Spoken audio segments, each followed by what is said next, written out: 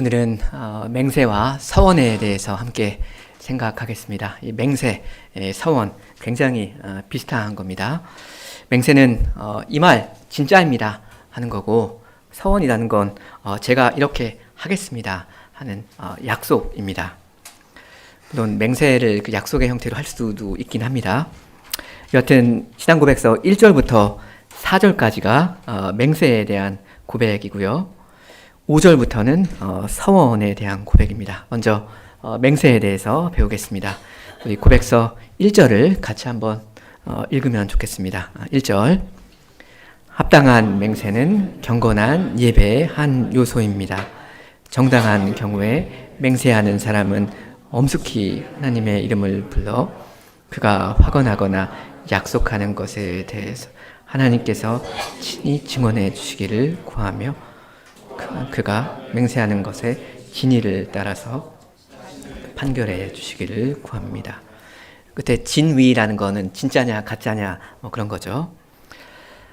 첫 문장 보시면 맹세는 예배의 한 요소다라고 합니다. 종교적인 예배의 한 요소다 이렇게 이야기합니다. 아니 맹세하는 거 그게 뭐 어떻게 예배가 된단 말이냐 뭐 이렇게 반문하실 수도 있겠습니다.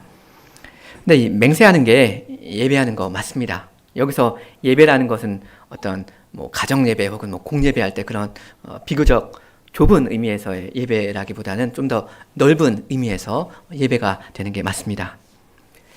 예배의 유일한 대상이 누구입니까?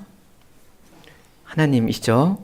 우리가 맹세할 때 우리는 이 예배의 유일한 대상이 되시는 하나님을 높입니다.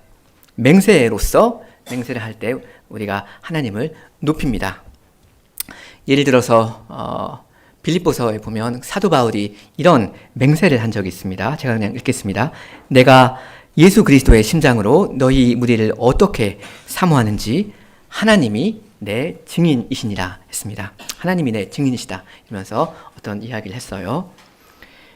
바울이 그 사랑하는 빌립보 교인들한테 이제 편지를 쓰면서 하는 말인데, 여러분을 제가 얼마나 사랑하는지 하나님이 내 증인 되십니다. 이렇게 이야기하는 거, 이거 꼭 어떤 맹세합니다라는 그 단어가 없다고 해도 하나님의 이름을 부르고 또 하나님을 증인으로 이렇게 모시는 거, 이건 맹세입니다. 여러분, 하나님이 제 증인이 되시니까 꼭 제 말을 믿어주십시오. 이러는 건 하나님이 믿을 만한 증인이라는 걸 당연히 지금 전제로 깔고 하는 이야기죠. 하나님이 어떤 든든한 믿을 만한 증인이 아니셨더라면 못하러 하나님의 이름을 불러서 그분을 그 증인으로 모시겠습니까? 그분의 이름으로 맹세 안 할 겁니다. 그러니까 바울이 이렇게 하나님의 이름을 빌어서까지 어떤 말을 하니까 이 빌립보 교인들, 이 말을 듣는 사람들 입장에서는 어떻게 해야 하겠습니까? 바울 선생이 지금 무슨 뭐 지나가는 동네 아저씨를 자기 증인으로 세우는 것도 아니고, 무슨 그렇다고 해서 무슨 한낱 황제를 자기 증인으로 세우는 것도 아니고, 그 높으신 하나님을 지금 증인으로 모셔서 이런 말을 하니까 이 말만큼은 내가 믿어야겠다. 이 말은 진리가 아닐 리가 없다 하면서 이렇게 그 말을 믿어야 할 겁니다. 바울의 그 마음을 다 아시는 하나님, 그분이 바울의 말을 보증해 주시는 걸로 그렇게 이해하고, 그렇다면 내가 당연히 믿어야지, 이렇게 해야 되는 겁니다. 그러니까 이런 맹세를 하는 상황에서 깔려 있는 건 그 전제는 하나님은 가장 높으시다 하는 겁니다. 사람의 마음을 일단 다 아시고, 만일 이 사람이 거짓말을 하고 있다면 얼마든지 벌을 내릴 수 있는 그런 존재 누구밖에 없습니까? 딱 한 분밖에 없죠. 그런 분은 신입니다. 하나님입니다. 그러니까 맹세는 일종의 예배 행위이다 이렇게 말할 수 있습니다. 맹세라는 건 사람이 하나님을 불러서 그분을 최고의 증인이자 최고의 심판주로 받들어 모시는 일입니다.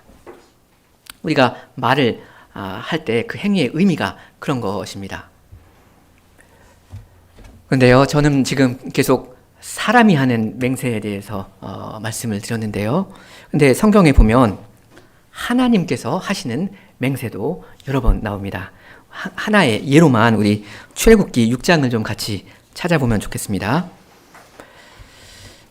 출애굽기 6장 8절입니다.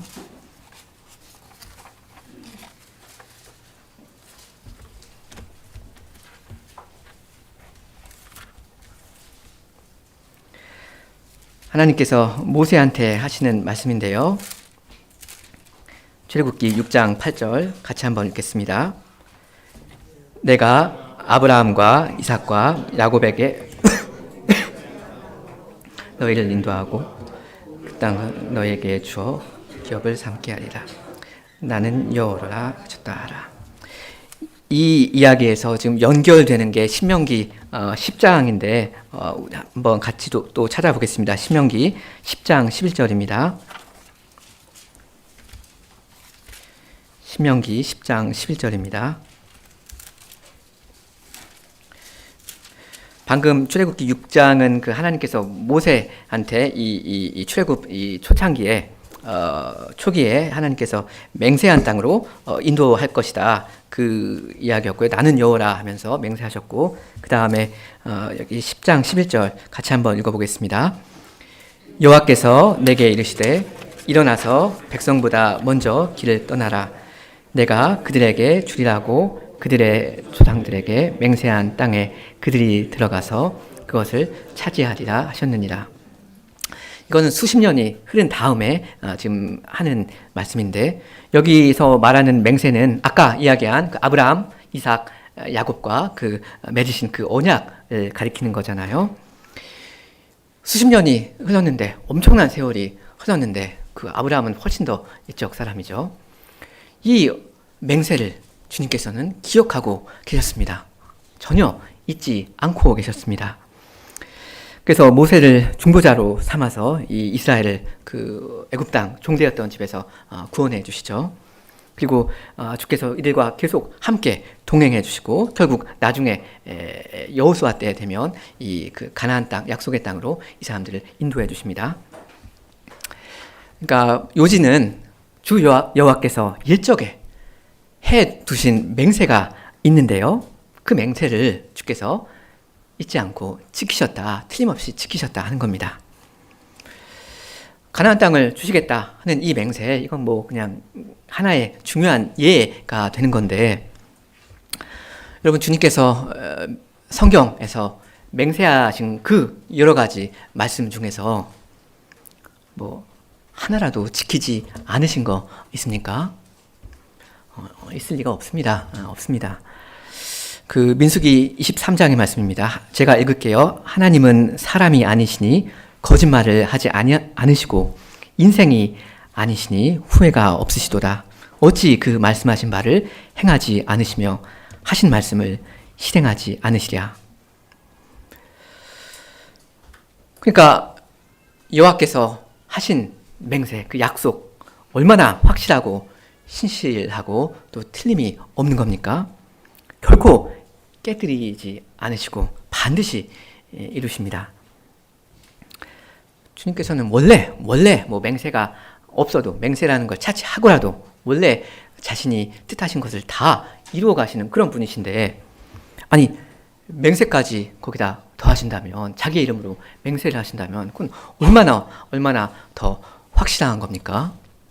100% 확실한 게 110% 말하자면 110% 확실하다 이렇게 말할 수도 있을 겁니다.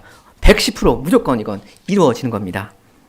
아무리 무슨 위기가 현실 속에서 발생한다 해도 여호와의 그 신실하심과 인자하심은 맹세하신 것을 틀림없이 이루십니다. 시간의 문제일 뿐입니다. 그래서 사람이 맹세하는 거, 그리고 여호와께서 맹세하시는 거에 대해서 잠깐 두 가지로 말씀드렸는데요.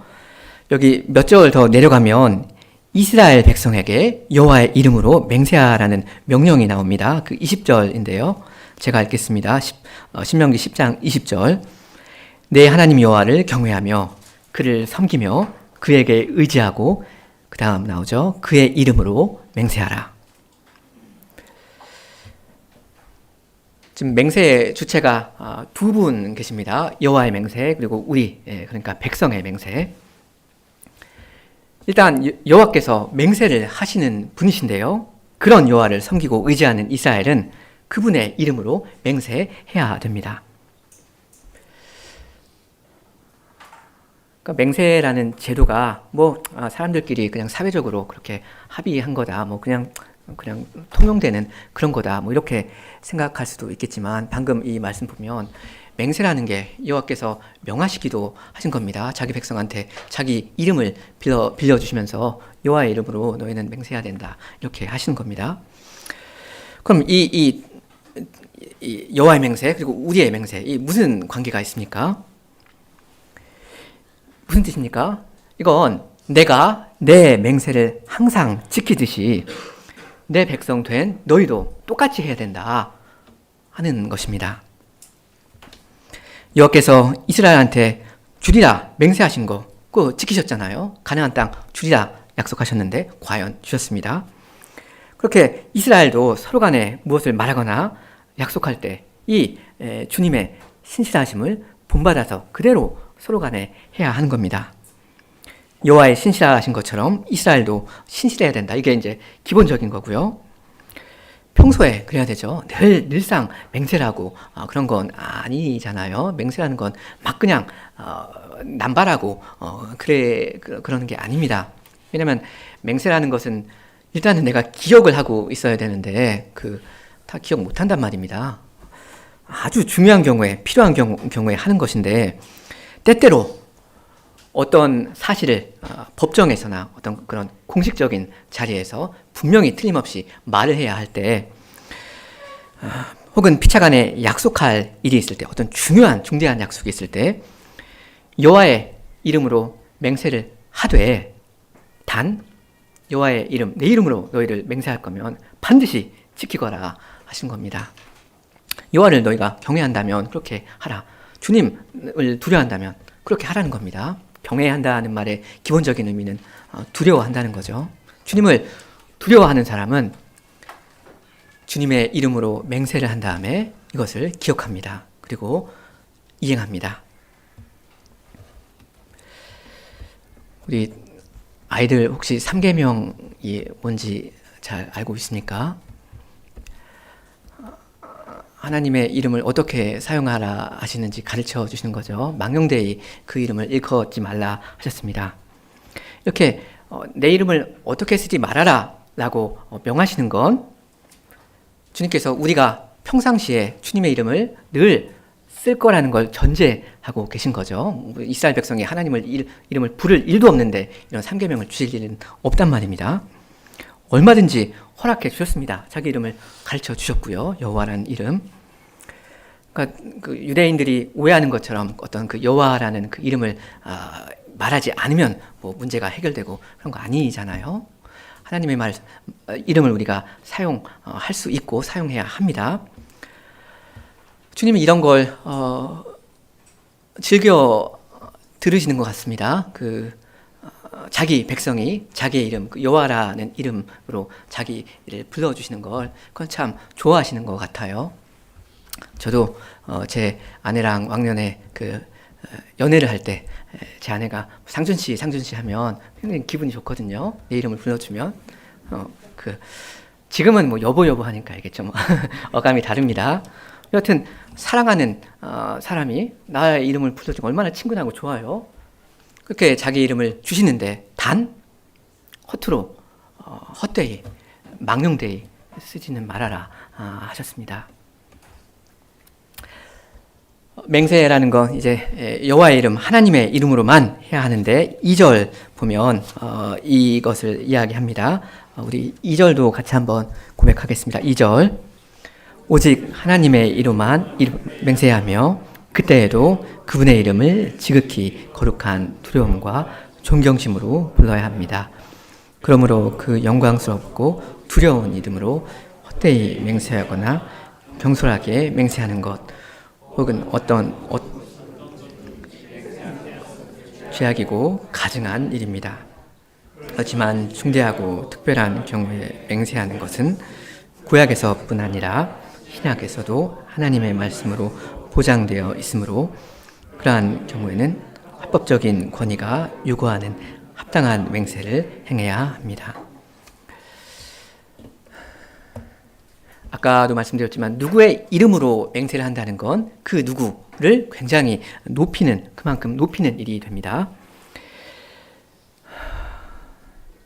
그만한 영예를 그분한테 돌리는 거라고 했습니다. 그래서 이건 예배 행위다 했습니다. 우리 신명기 6장을 좀 같이 펴보면 좋겠습니다. 신명기 6장 13절, 14절이요.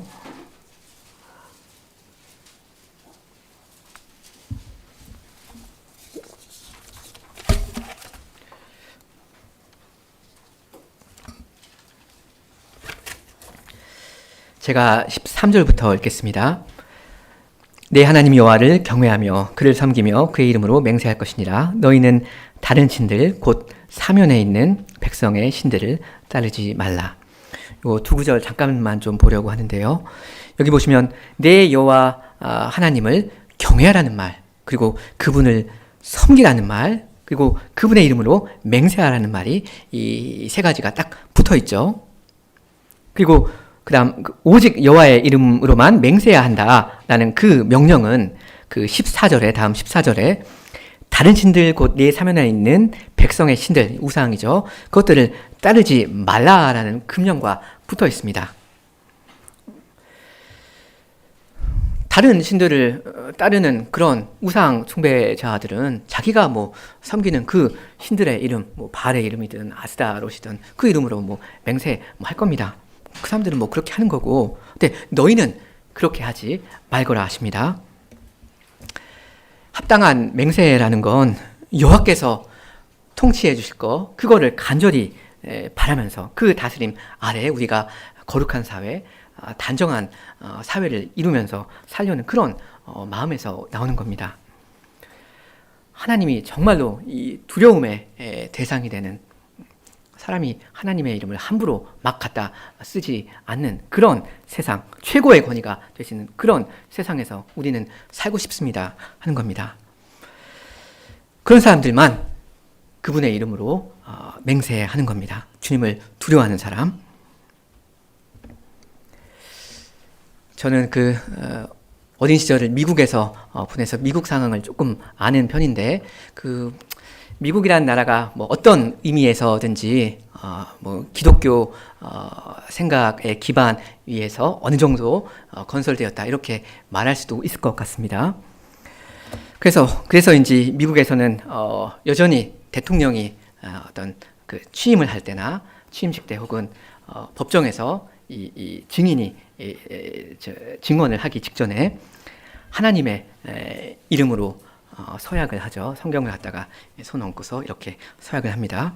그러면서 So help me God, 그런 문구도 있습니다. 하나님 나를 그러니 도와주십시오. 그렇게 정말로 하겠습니다 하는 거예요. 그렇게 미국에서는 어쨌든 선서도 하고 그러는데, 그럴 때 어떤 마음이 있어야 하는 겁니까? 그냥 말만 하고 끝내버리면 그럼 안 되잖아요. 신앙고백서 2절 처음 문장에 나오죠. 오직 하나님의 이름으로만 맹세해야 하며 그때에도 그분의 이름을 지극히 거룩한 두려움과 존경심으로 불러야 한다고 합니다. 지극히 거룩한 두려움.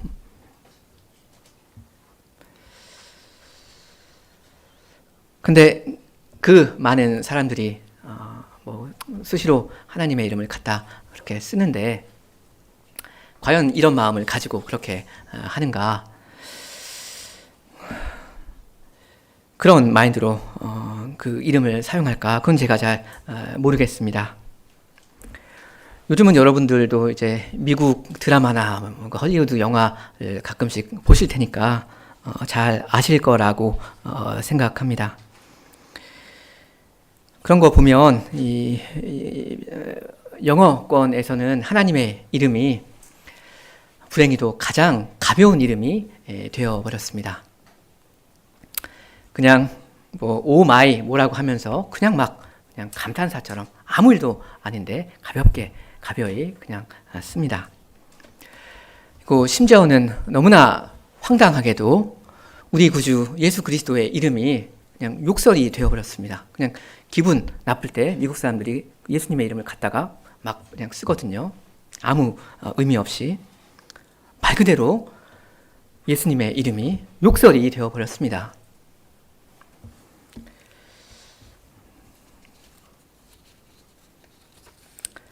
그 사람들이 뭐 다 죄인들이고 해서 뭐 죄를 짓고 삽니다. 그죠? 근데 죄라는 것, 그 사회적인 죄라는 것에도 그 단계가 있을 겁니다. 그 정도의 차이가 있을 거라는 생각이 듭니다. 근데 말하자면 가장 그 살벌하고 그런 인간적이지 않은 그런 문화, 뭐 마피아나 뭐 깡패 집단 있잖아요. 그런 사람들 중에도 어떤 코드라는 게 있습니다. 이거만큼은 지켜야 된다. 그래도 이것은 좀 신성하고 거룩한 것이니까 이거만큼은 우리가 터치하면 안 된다. 이렇게 말하자면 서로 간에 합의가 되어 있는, 공공연하게 다 알고 있는 그런 게 있단 말입니다. 그죠? 근데 하나님의 이름을 갖다가 이렇게 막 써버리는 그런 사회, 그 사회는 어디까지 추락해 버린 것입니까? 그 사회의 그 저급한 정도가 어느 정도이길래 그 높으신 이름을 그렇게 쓰는 것입니까? 원래 하나님의 이름을 평소에 우리가 쓰는 것 자체도 굉장히 조심스러운 일이고 그 이름에 무게감이 있잖아요. 우리가 그냥 허투루 쓸 수 없는 일인데 사람들이 심지어는 그냥 뜻없이 선서를 하고 허위 증언을 하고 막 그런단 말입니다. 근데 제가 볼 땐 어떻게 보면 이 불신자들이 그냥 사회에서 하나님의 이름을 그렇게 통용적으로 갖다 쓰니까 그렇게 막 하는 거, 혹은 불신자들이 막 욕설로 예수님의 이름을 갖다 쓰는 거, 이건 불신자들이니까, 주님을 모르는 사람들이니까 그런가 보다 할 수도 있겠다 싶습니다. 근데 정말 불행한 건 우리 신자들, 하나님을 믿는다 하는 우리 사람들도 그런 일에 동참하거나 혹은 그런 일이 자행될 때 아무렇지도 않게 여기는 거, 그냥 일상적으로 받아들이는 거, 그런 게 참 불행한 일입니다. 우리 신자들도 하나님의 이름의 그 무게감에 대해서 얼마나 둔감해져 있는지 반성할 필요가 있겠습니다. 혹시라도 영화에서든 어디에서든, 아니면 요즘 아이들이 오마이 뭐라고 하면서 그 말을 쓰기도 하는데, 그런가 보다. 그러면 안 됩니다. 그 신자들한테, 하나님의 자녀들한테 가장 귀한 게 뭐예요? 우리 하나님 아버지의 이름이잖아요. 그거 먹칠하면 뚜껑 열려야 하는 겁니다. 버럭 화가 나야 하는 거예요. 왜 우리 아버지의 이름을 그렇게 갖다 쓰냐? 그래야 마땅합니다. 그런데 그렇지 않는다면 왜 이런 것인가? 우리가 또 생각할 지점이 있을 겁니다. 이 신앙고백서도 이것을 굉장히 강한 어조로 이야기하지 않습니까? 가증한 일입니다. 센 말인데 이렇게 하고 지극히 거룩한 두려움, 이렇게 이야기합니다. 하나님의 이름보다 우리한테 더 중요한 건 없습니다. 이제 우리 고백서 3절 보겠습니다.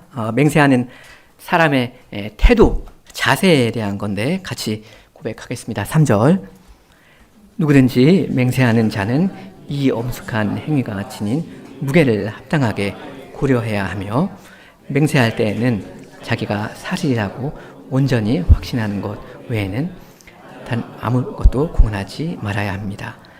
또한 어떠한 사람도 선하고 정당한 것이나 자기가 그렇다고 믿는 것, 자기가 행할 수 있고 행하기로 결심한 것 외에는 다른 아무 것에도 맹세로서 자기를 매이게 하지 말아야 합니다.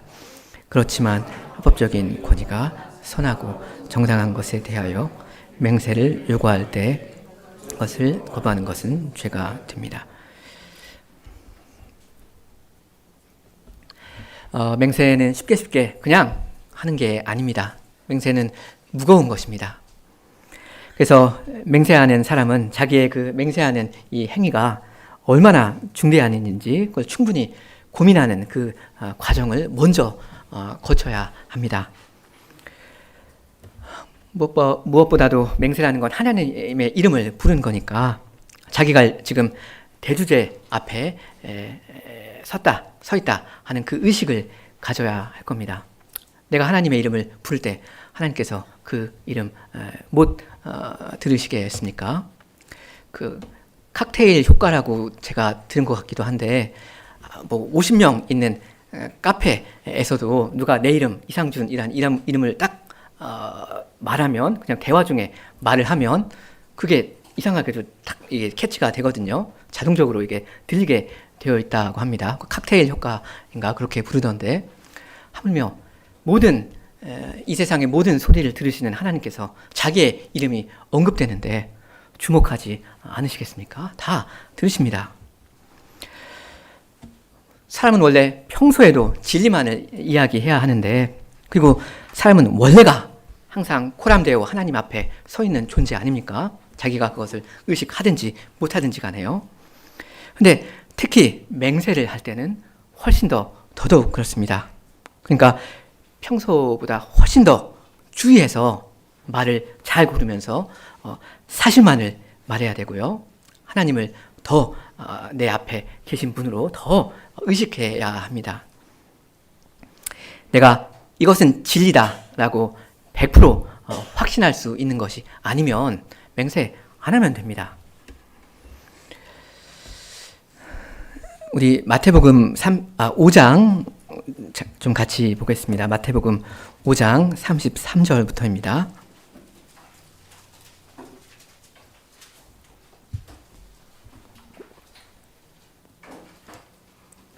제가 5장 33절부터 읽겠습니다. 또 옛사람에게 말한 바 헛 맹세를 하지 말고 내 맹세한 것을 주께 지키라 하였다는 것을 너희가 들었으나 나는 너희에게 이르노니 도무지 맹세하지 말지니 하늘로도 하지 말라. 이는 하나님의 보좌이며 땅으로도 하지 말라. 이는 하나님의 발등상이며 예루살렘으로도 하지 말라. 이는 큰 임금의 성이며 내 머리로도 하지 말라. 이는 내가 한 터럭도 희고 검게 할 수 없습니다. 오직 너의 말은 옳다 아니라 하라. 이에서 지나는 것은 악으로부터 나느니라. 사실 설명이 많이 필요한 본문이긴 한데 이 말씀을 오해하면 맹세하는 것 절대 그 어떤 경우에서도 하면 안 되는 것이구나 이렇게 생각할 수도 있는데 그건 아닐 겁니다. 왜냐하면 예수님 본인도 또 구약의 의인들도 그리고 신약의 의인들도 정당하게 실제로 맹세를 때때로 하거든요. 서원도 하고. 여기서 지금 예수님께서 금지하는 맹세는 잘못된 맹세입니다. 유대교 전통에서 당시 이야기하던 그런 맹세요. 이때 당시 유대 사람들의 맹세라는 건 맹세하는 그 내용의 진실성보다도 하나님의 이름으로 그 맹세하는 것 자체 그걸 굉장히 무지하게 강조했다 합니다. 하나님의 이름으로 맹세하는 거 그건 중요하게 생각했고요. 그건 맞는 말입니다. 그래야죠. 근데 그렇지 않은 방식으로 맹세하는 거 그건 굉장히 소홀히 여겼다고 합니다. 지금 주님께서는 옛사람에게 말한 유대교 전통이 주장하는 그런 맹세를 금하시는 겁니다. 근데 꼭 필요한 경우에 사람이 하나님의 이름을 불러서 맹세할 수 있도록 허락해 주셨죠. 그래서 진실성이라는 걸 더 보장할 수 있게 해주시고 더 사회가 서로를 믿을 수 있는 그런 진리의 터 위에서 더 견고하게 서 나가게 하신 겁니다. 그러니까 어떤 맹세 자체가 잘못된 것은 아닙니다. 잘못된 맹세가 잘못된 거죠. 한편으로는 맹세라는 건 원래 따지고 보면 불필요한 겁니다. 그죠? 그냥 다 모든 사람들이 진리만을 이야기하고 있다면 맹세하는 게 왜 필요가 있겠습니까? 거짓말의 가능성이 없는데. 맹세를 한다는 것은 사실 이 세상의 타락을 이야기하는 거라서 그 씁쓸한 면이 없지 않아 있는데 맹세 자체가 잘못된 것은 아닙니다.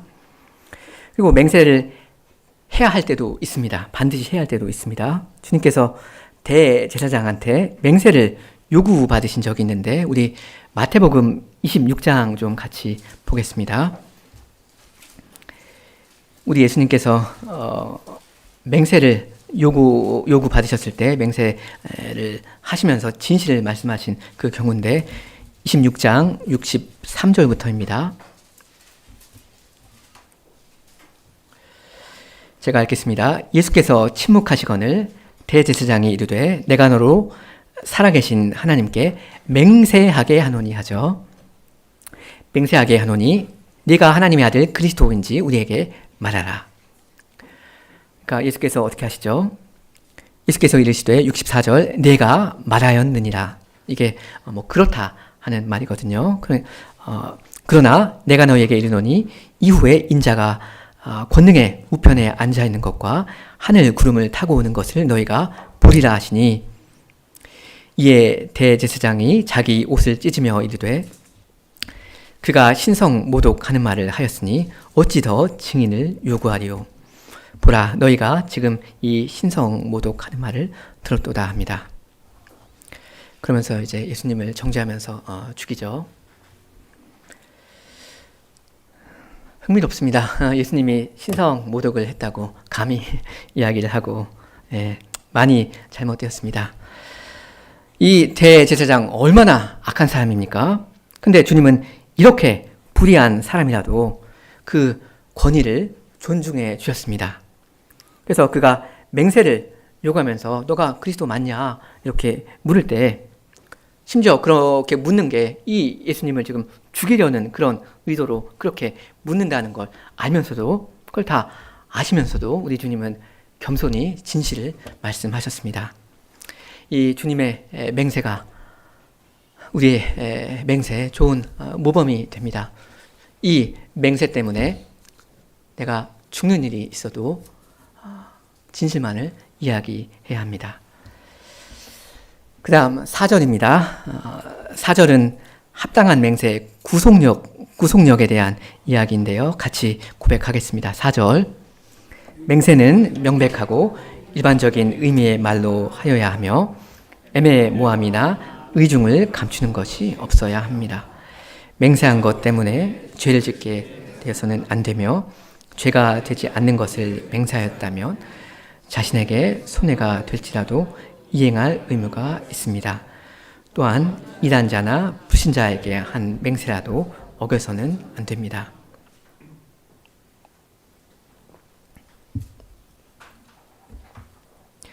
맹세라는 건 굉장히 평이한 말로 누구라도 이해할 수 있는 그런 말로 해야 합니다.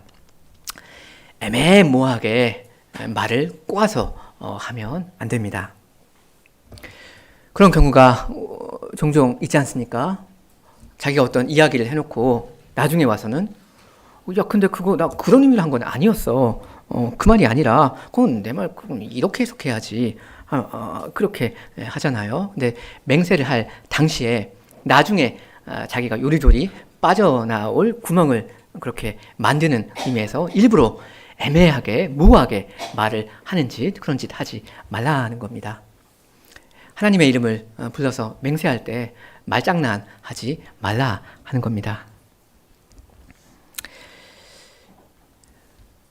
근데 맹세로 말미암아 내가 죄를 짓게 된다면 이 맹세를 지키려면 내가 죄를 지어야 된다. 그렇다면 그 맹세는 원천무효입니다. 불법적인 맹세 자체가 이미 죄이고요. 효력이 없습니다. 가령 루터 선생 이따도 잠깐 나올 건데 루터 선생이 중세시대 그 교회 수도원 서약을 깨뜨리고 혼인을 강행했지 않습니까?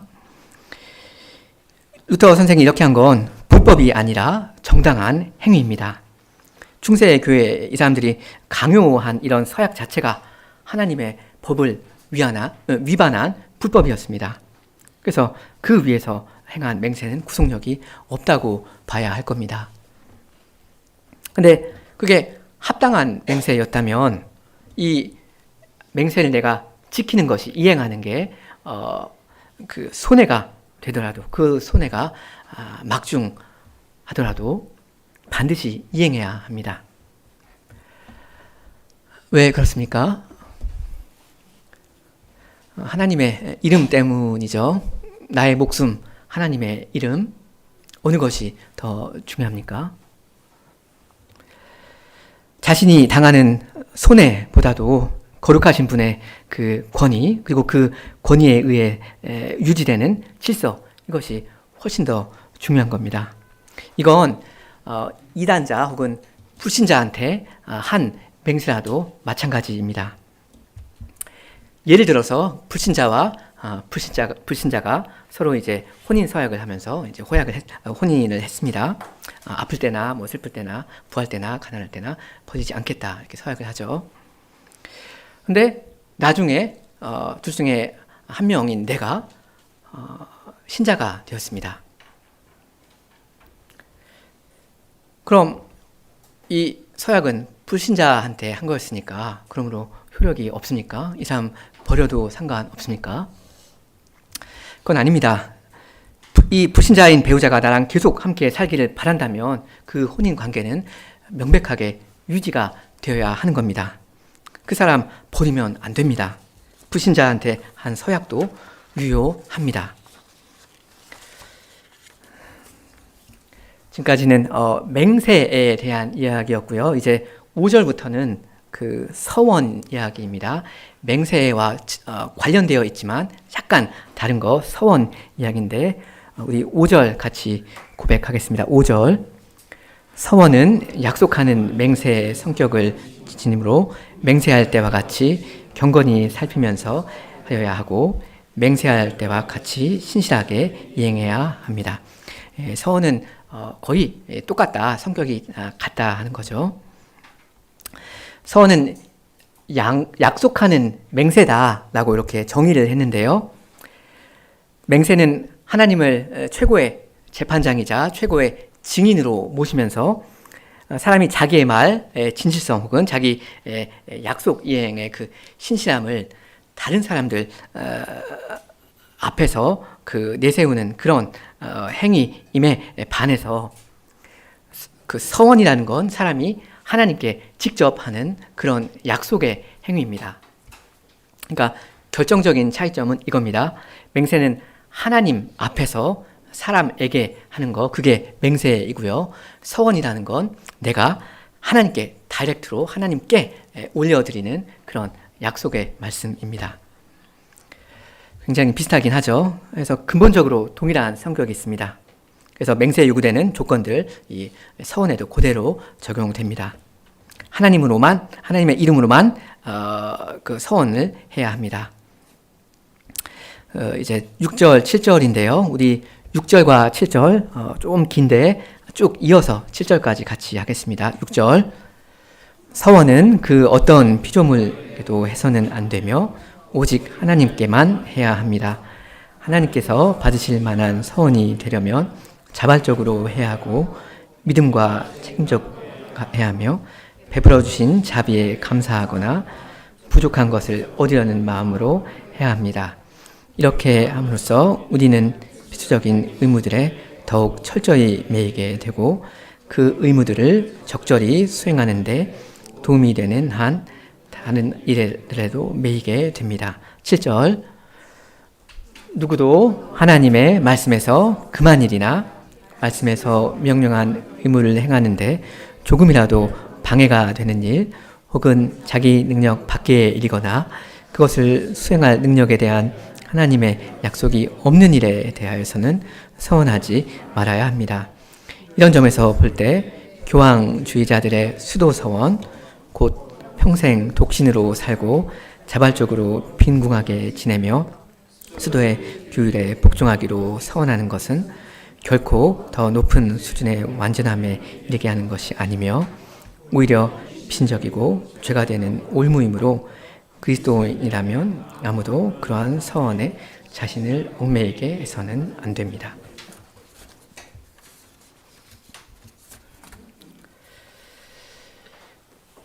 중세 로마 교회에서 어떤 서원을 이 수도사한테 요구했잖아요. 뭐 그 중에 하나가 평생 빈궁하게 지내야 한다 하면서 뭐 이제 구걸하면서 정상적인 일을 안 하면서 이렇게 살도록 그렇게 하는 게 있는데, 그 사도는 말하기를 일을 해라. 일을 해서 돈을 벌어라. 그래서 너희 불쌍한 이웃들한테 나눠줄 수 있도록 일을 하거라 하거든요. 근데 이런 빈궁 서약을 지키려면 그 사도의 말에 순종을 못하게 되거든요. 그러니까 그런 것은 그런 서원은 그런 서원에 자기를 얽매이게 해서는 안 됩니다. 서원이라는 건 한마디로 6절에 나오는 거였나 보네요. 예. 자신을 더욱 철저히 매이게 만드는 말입니다. 자신을 철저하게 더 확실하게 매는 그런 겁니다. 서원이라는 걸 뭐 항시 뭐 반드시 해야 하고 그런 건 아닙니다. 평소에 그냥 나는 이런 마인드로 살겠다. 그냥 그렇게 다짐하면서 살아가면 됩니다. 문제가 안 됩니다. 근데 더 철저하게 자기를 매이게 만들 그런 필요가 있을 때, 그럴 때 서원을 하는 겁니다. 어떤 굉장히 그럴 만한 중요한 일이 있을 때 아주 신중하게, 진지하게 그 서원에 임하는 겁니다. 그 서원의 성격을 알려고 하면 서원제를 조금 생각하는 것이 도움이 되는데요. 서원제로 드리는 것은 서원제사 두 가지가 있습니다. 그 화목제와 번제인데, 그 중에 화목제는 이런 의미가 있습니다. 우리 하나님 백성은 항상 하나님을 가까이 하면서 산다. 그래서 하나님의 그 사랑과 다스림 안에서 거룩한 이런 화목한 사회를 이룬다 하는 그런 뜻이 있습니다. 이런 예를, 서원제의 예가 하나 나오는 게 아까 본문으로 읽은 그 한나 이야기인데요. 사무엘상 같이 한번 보겠습니다.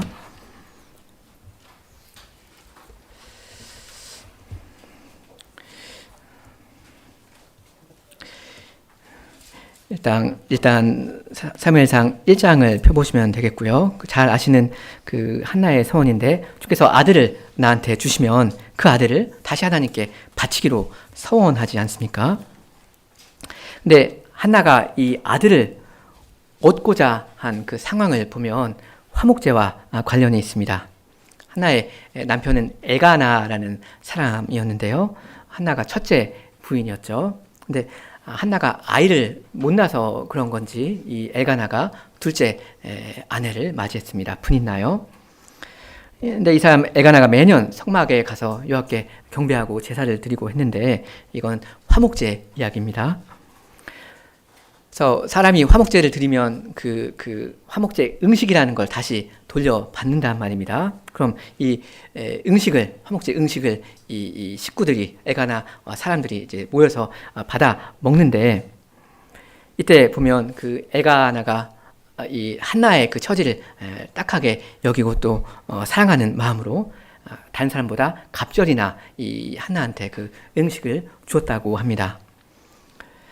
혹시는 뭐 그것 때문에 이 분인나가 더 시기심이 났는지 모르겠는데, 어쨌든 그런 자리에서 분인나라는 사람이 한나 이 사람을 갖다가 당신은 아이도 못 낳는 여자다 하면서 막 격동시켰습니다. 굉장히 속상하게 만들었습니다. 막 뭐라고 못된 말을 얼마나 했겠어요. 근데 한나는 화목제 음식을 먹는 시간이 끝날 때까지 그런 모멸감을 참았습니다. 그러면서 그 화목제 음식을 먹지 않았습니다. 이런 상황에서는 내가 화목제 음식을 먹는 게 합당하지 않다, 이렇게 생각을 한 것 같습니다. 그러면서 후에 성막에 가서 이 한나가 여호와께 자기의 그 괴로운 마음을 토해내죠. 그게 10절인데 우리 10절과 11절만 1장 같이 읽으면 좋겠습니다. 10절과 11절. 한나가 마음이 괴로워서 여호와께 기도하고 통곡하며 서원하여 이르되, 만군의 여호와여, 만일 주의 여종의 고통을 돌보시고 나를 기억하사 주의 여종을 잊지 아니하시고 주의 여종에게 아들을 주시면 내가 그의 평생에 그를 여호와께 드리고 삭도를 그의 머리에 대지 아니하겠나이다.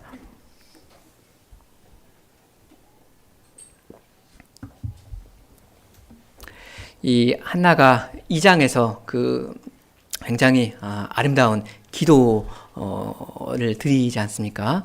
그런 내용을 보면, 그리고 또 사무엘에 대해서 서원한 그 내용을 가만히 생각해 보면, 한나가 이렇게 서원을 하면서 아들을 구한 것이 그냥 자기의 개인적인 괴로움이 전부가 되어서 그것을 어떻게 해소하려는 오직 그런 마음에서 그 서원을 한 것은 아닌 것 같습니다. 하나는 자기가 이 자기 집안에서 당한 일을 생각하면서 자기 백성 이스라엘 전체의 문제를 보았던 것 같습니다. 그래서 이런 상태에서, 나라가 이런 상태에서, 또 우리 가족이 이런 상태에서 내가 이 화목제의 음식을 받아 먹을 수 없겠다, 이런 판단을 했습니다. 그리고는 서원을 했습니다. 주께서 나한테 아들을 주시면 내가 이 아들을 나시린으로 다시 주께 돌려드리겠다고요. 평생. 여호와께서 그 아이를 받아주셔서 그 하나님의 백성 이스라엘의 문제, 그 사사 시대였는데 얼마나 문제가 심각했습니까? 그 문제를 해결해 주시기를 기도한 겁니다. 우리로 말하자면 이 교회에 어떤 큰 문제가 있는 것을 인식하고서 이거에 대한 깊은 고민, 고뇌가 있는 상태에서 어떤 서원을 했고, 주께서 이 큰 교회의 문제를 풀어주기를 구한 겁니다. 하나는 아들을 주시면 어떻게 한다고 하죠? 그의 평생을 여호와께 드린다고 했습니다. 엄청난 헌신이죠. 하나는 자기가 그냥 여인으로서 아무것도 아닌 사람인 걸 알았지만 얼마나 힘이 없는 미약한 사람이에요. 자기가 그리고 자기 아들이 이 당시에 당대의 문제를 주께서 해결하는데 자기가 쓰임 받기를 간절히 원했던 것 같습니다. 여러분, 사무엘이 어떤 일을 했는지 잘 아시죠? 그때 백성이 왕이 없어서 각자 자기의 소견에 옳은 대로 하고 그랬는데 이 사람을 주께서 써주시고 해서 민족적인 회개를 이끌어내시고 이제 다윗 왕을 세워주시죠. 하나의 서원은 여러 면에서 우리에게 모범이 되는 것 같습니다. 일단 이 하나의 서원이라는 게 굉장히 의미가 깊습니다. 그냥 사소한 이런 말하자면 짜잘한 문제에 대해서 하나님의 이름을 갖다 쓰고 막 그런 거 아니죠. 당대 이 나라 전체가 직면하고 있는 그 문제를 마음에 품고 서원을 했습니다. 하나님 나라를 생각한 거죠. 그리고 자기의 태어날 아들을 주께 돌려드리겠다 하는 이거 엄청난 헌신입니다. 자기를 드리는 것이고요. 이 서원을 한나는 이행했습니다. 그러니까 주께서 더욱 복을 주셨습니다. 우리가 교회적으로 하는 서약들이 몇 가지 있지 않습니까? 한 4가지 정도로 정리할 수 있을 것 같은데, 부모라면 유아 세례 때 부모로서 하는 서약이 있고요. 또 이제 고등학생, 대학생 이쯤에 공적 신앙 고백을 하면서 하는 서약이 있고요. 또 혼인 서약이 있죠. 혼인을 하신 분들을. 그리고 목사나 장로 임직식 때 그분을 이제 그분의 권징에 순종하겠다, 말씀을 듣겠다 하는 그런 또 서약이 있습니다.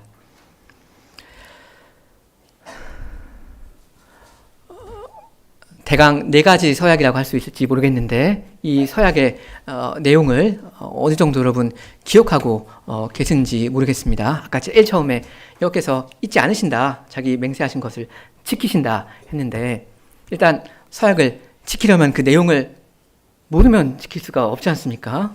일단은 기억을 해야 합니다. 잊으면 안 됩니다. 근데 문구를 혹시는 외울 수 있다면 참 좋을 텐데, 그럴 수 없다면 한두 달에 한 번씩이라도 이렇게 뭐 벽에다 붙여두던가 해서 이 복습을 하는 것도 좋을 것입니다. 저는 개인적으로는 제 아내랑 가끔씩 한두 달에 한 번씩 제 핸드폰에 이 4가지 서약을 넣어 두었는데 그냥 같이 읽고 그럽니다. 한 1분 안 걸리지 않습니까? 내가 하나님 앞에 어떤 서약을 했는가 일단은 기억을 해야 되니까 상기시키고 맞다 하면서 회개할 거 회개하고 다시 다짐을 하는 겁니다. 사실은 우리가 자신의 서약 잘 지킨가요? 잘 못 지키는 게 사실입니다. 많은 부족이 있습니다.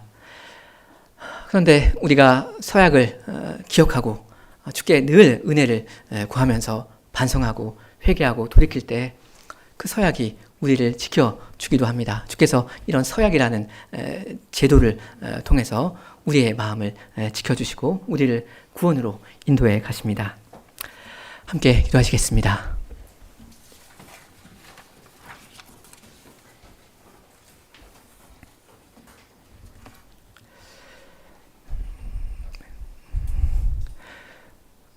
주님, 저희 사람들은 다 거짓말쟁이요. 오직 하나님만 진리의 주님이 되시옵니다. 그런데 하나님께서는 하나님의 그 귀하신 이름을 저희에게 빌려주시면서 저희로 하나님의 이름으로 맹세를 하거나 혹은 서원을 하는 것을 허락해 주셨사옵니다. 저희가 하나님의 이름에 거룩한 것을 저희가 알지 못한다면 이 세상에 하나님의 이름을 높이 들 자가 하나도 없겠사옵니다. 주님, 저에게 하나님의 그 무거운 이름을 무거이 여기는 그러한 믿음을 더욱 주시기를 원합니다.